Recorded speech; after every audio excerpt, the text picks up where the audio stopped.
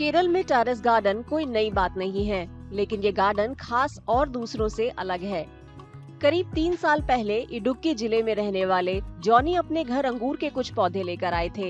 अपने टेरेस पर इन्होंने शौकिया तौर पर उन पौधों को लगाया, लेकिन जल्द ही उनके घर की ये जगह अंगूर के बगीचे में तब्दील हो गई।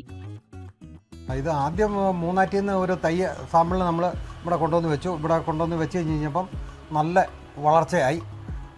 അത് കഴിഞ്ഞിട്ട് ഞങ്ങൾ പെരിയോളം പോയി കഴിഞ്ഞപ്പം തേനിക്കപ്പുറമുള്ള പെരിയോളം അവിടെ ചെന്ന് കഴിഞ്ഞപ്പോൾ ഒരു 4 തൈയും കൂടെ വാങ്ങിച്ചുകൊണ്ട് അവിടെ വെച്ചു. നല്ല വളർച്ചയുണ്ട്. ഇതിപ്പം 4ാമത്തെ വിളവെടുപ്പാണ്. ഒരു വർഷം 3 തവണ വിളവെടുക്കാം. ഏതാണ്ട് ഒരു 2.5 വർഷം മുമ്പാണ് ഞങ്ങൾ ആദ്യം തൈ കൊണ്ടുവന്ന് വെച്ചത്. जॉनी और उनकी पत्नी मर्सी अपने घर की छत पर अंगूर के साथ साथ स्ट्रॉबेरी और पत्तेदार सब्जियां तक सब कुछ उगाते हैं। छत पर हर तरफ हरियाली ही नजर आती है। പച്ചക്കറി കൃഷിയാണ് ഞങ്ങൾ ആദ്യം നടത്തിക്കൊണ്ടിരുന്നത്. അതിൻ്റെ ഇടയ്ക്ക് ഒരു മുന്തിരി കൃഷി നടത്താമെന്ന് കരുതി ഞങ്ങൾ നോക്കിയതാണ്.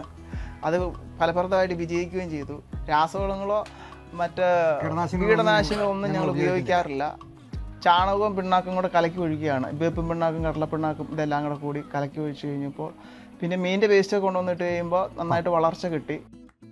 जॉनी और मर्सी टिकाऊ कृषि पद्धतियों को अपनाने पर जोर दे रहे हैं।